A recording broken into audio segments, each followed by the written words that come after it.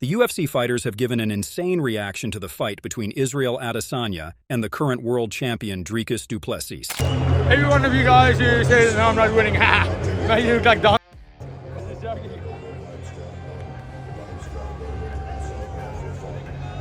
Oh my God!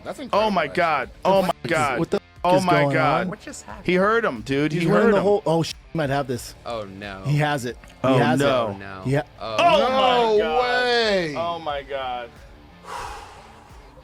Dricus is a fucking animal, That's dude. a tough motherfucker. Fucking animal. That's a Holy tough sh! fucking guy. I was saying that those punches, even though he's exhausted, you can't be in those exchanges. You're gonna get clipped. If you get clipped, you're in real trouble. He got hit with those big right hands, man. He got rocked with those right hands. God, this makes me feel like America lost a war or something. What an epic fight night. The main event did not disappoint. DDP came and mixed in the wrestling. It was a stand-up fight back and forth. Stylebender was looking strong, big, awesome takedown defense. Nobody's been able to hold him down and get the finish. DDP got the job done. And not just anywhere, but in Australia, in Izzy's hometown, home area, I should say, and got the job done. What a night of fights. I got my man. What's up, my man? This sport at the championship level is just absolutely insane. I'm not sure if we're cussing here, but it's hard not to after what we just saw. And I do have to say about Dricus du Plessis, and again, I'm no martial artist, I'm no expert, but the ability to fight offensively through exhaustion, the ability to lean on his fight IQ through exhaustion, to fight on instincts, to work striking into takedowns. And, you know, a lot of these guys don't have submissions. A lot of these guys can control you on the ground. They can't choke you out. This motherfucker has submissions too. Can't say it any better. What a fight. What a night. Australia served. Dricus is an African champion, but, you know, the Three Kings will reign supreme. That era right there was what set this off for people like him, and he's going to inspire another generation of African fighters as well. So congrats to him tonight. Yeah, till we meet again. I'm sure, you know, big fight.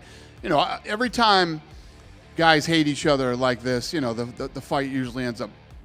But I have a really good feeling this one won't. You know, you're talking about, you know, if you look at what Israel Adesanya has achieved in his life, not just here, but in kickboxing too. And Dricus, he brings it, man. He comes. And you have one of these situations where both guys, everything is on the line, especially because they dislike each other so much. And if he can beat Izzy and bring that belt back to South Africa, obviously, we'll do an event there. Obviously, I know Dana White said that Sean Strickland deserves the next title shot, but I don't know if you saw that Alex Pereira posted that he wants to drop back down to middleweight too. He was sitting in front of like you getting the belt tonight. So I guess what do you want next for your career? Yeah, what I want next is whatever they give me. I have to be honest. You know, I honestly don't think Alex Pereira should drop down to 185. If he wants to, great, perfect. But then we're going to hear the excuses. I saw we saw Izzy stiff that man in the first round. I felt Izzy's punching power tonight. If that, you know, Izzy has great timing.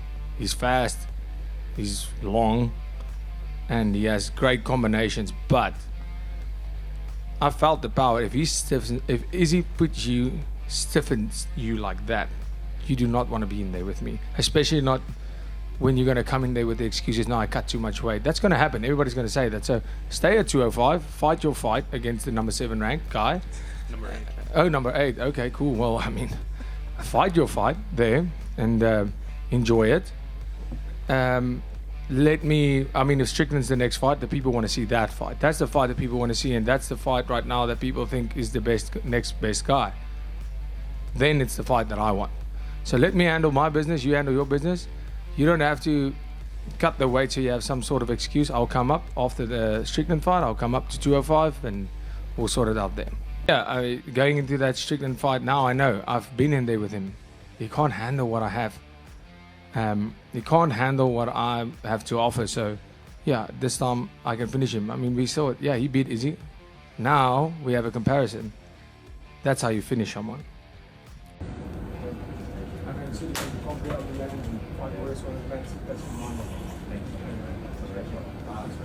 Enjoy. Have a good one. Enjoy Saturday. Let's go, boys.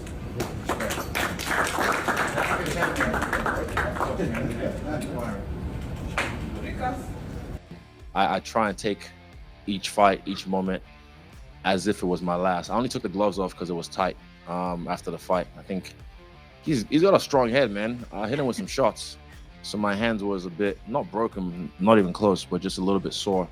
So that's why I took the gloves off, but nothing about retiring. No. I told you, I'm not leaving. Leaving.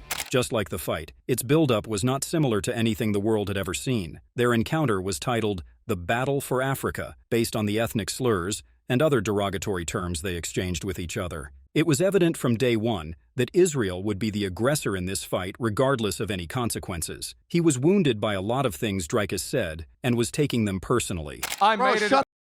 You don't even know anything about my story. You have no idea who about your story. I don't care about your story. Listen. The last stylebender got agitated at the final press conference due to du Plessis' stinging remarks on his Africanness. Dricus refused to consider him an African based on his current stay in New Zealand. Israel took it as disrespect to the struggles made by his parents to secure a better future and warned him for the last time. Don't you speak my story if you don't know about it. I will show you on Sunday who you are. So right now, shut. Dricus's attitude towards Israel and other UFC fighters of African origin was always rash, and he would pass offensive comments at every meeting. Izzy was also not short on words, and announced openly that he would drag the carcass of his opponent throughout South Africa after his win. Izzy said further, "You'll see, you sound like a..."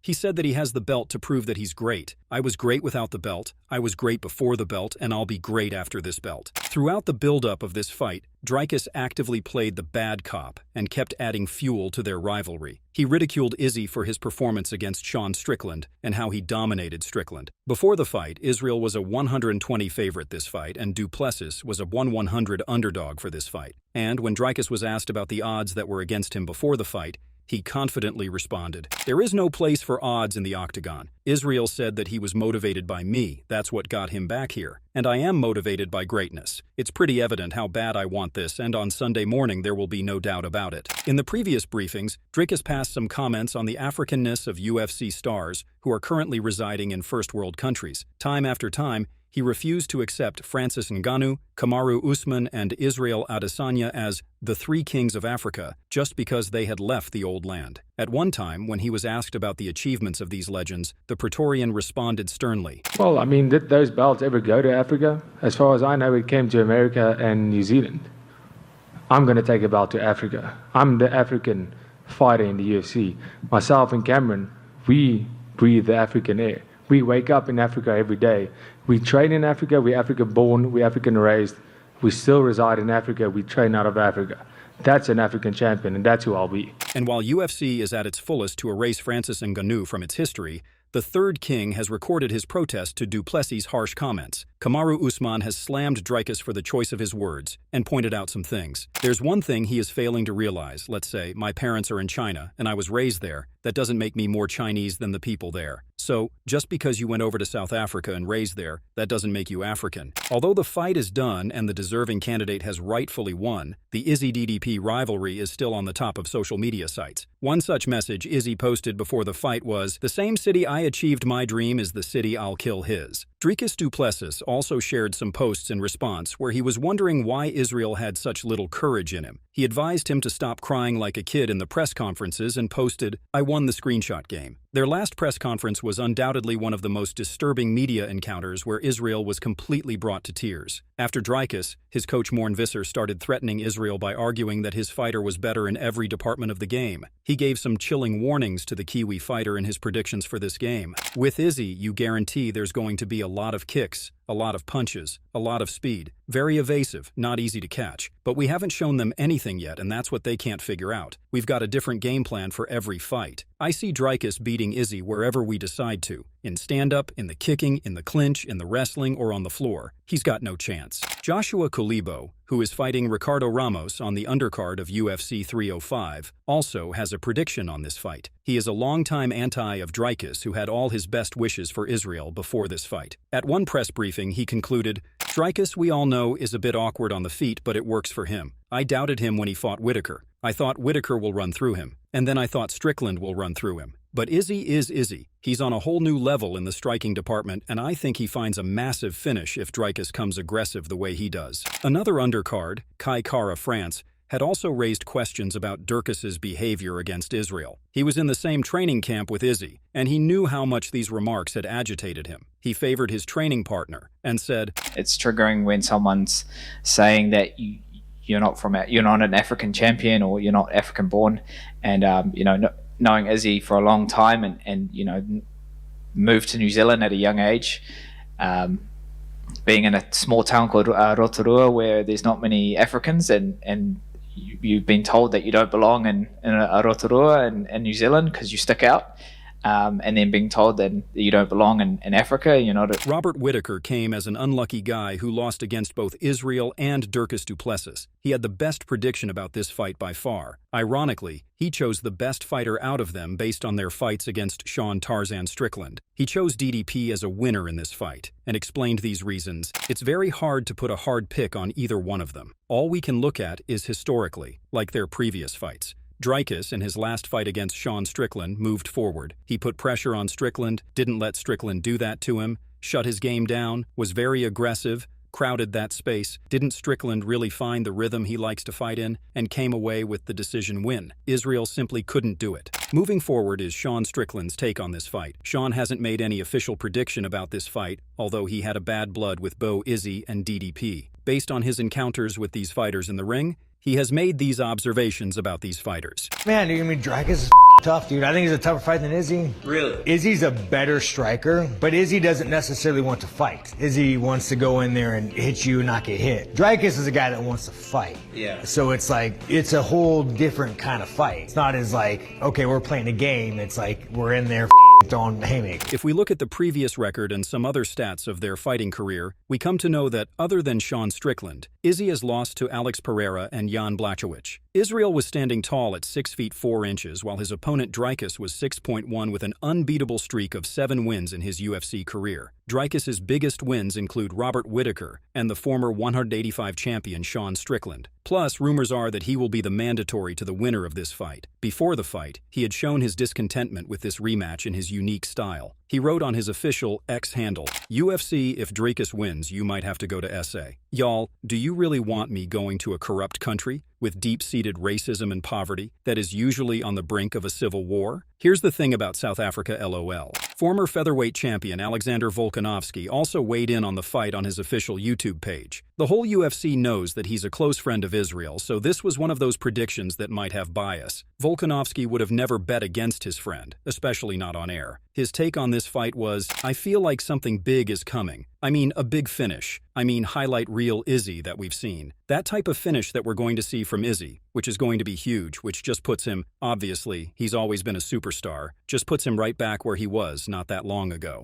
But not every friend thinks the same. Michael Venom is another UFC star who is a friend of Izzy, but a more realistic one. He had mentioned that the roads to glory won't be easy against the likes of DDP. He warned Israel that at any fumble, Israel would grab him and take him down to the floor. Israel has no margin for error in this fight. Michael added, "I do think we're going to see the old school Iz. When he starts getting plugged, it's going to be a bit of a desperate takedown, which he may get, but I see Izzy standing straight back up on him, and then just getting to work on his hands until I think he just gets demoralized. My boy is going to find a way to land. I could even see a head kick coming or a big punch that's going to rock him and take him out of the fight." Israel's greatest adversary had also backed him. Alex Pereira was keen before the fight that Israel would easily tackle and outnumber his South African opponent. He chose Israel over Dricus and said, "Well, I don't want to predict too much of the fight. I mean, one can never know, but I do not see Israel Adesanya losing this fight." Alex's fellow Brazilian Paulo Costa predicted a completely different result of this fight. He favored Dricus in this fight and saw him winning by a margin. UFC Hall of Famer Daniel Cormier covered this fight as a presenter. He attended the unpleasant press conference in which Dricus and Israel exchanged heated jibes towards each other. Daniel thinks that Dricus has surpassed Sean Strickland as the worst trash talker in the UFC. Daniel shed these concerns about du Plessis. It's actually unbelievable. I mean, does he actually know what he is doing? Or he's just being himself? Again, It's frustrating because when Izzy was saying him things like, "You don't know me, you don't know my story," and Dricus just didn't care. Then Cormier highlighted why Israel's win would be his great achievement. No one in the UFC has ever got back his belt after losing. Daniel wanted Israel to pull off this victory, but he stopped him from showing his emotional side. The legend ended his interview with MMA Junkie saying, "With Adesanya being as emotional and people seeing him let his guard down like that, I think it's only going to sway them more in his direction. Because you've got to remember who Adesanya was for a long time. People could have been like, this cocky son of a gun. I think that he showed them his true human side, and I think that's going to sway them." The UFC had placed the bitter cultural rivalry between Dricus du Plessis and Israel Adesanya front for the build-up to their first-ever All-African title fight. The 30-year-old Dricus acted as their pawn and exclaimed that Adesanya, Usman, and Ngannou all live and train overseas and are not legit Africans. This had lessened their right to call themselves African champions. Israel was very badly disturbed by these remarks. For his whole life, he had to face criticism for not being a true New Zealander. Now a guy came from the South African settlers who was bragging that he is not a real African. Anyway, the whole card was a masterclass in the RAC arena. Which fight did you like the most? Are you guys okay with the results of the main fight? Tell us in the comments. Kindly subscribe to our channel. We have just launched it and promise to deliver you the latest news of combat sports and all these reactions on a daily basis.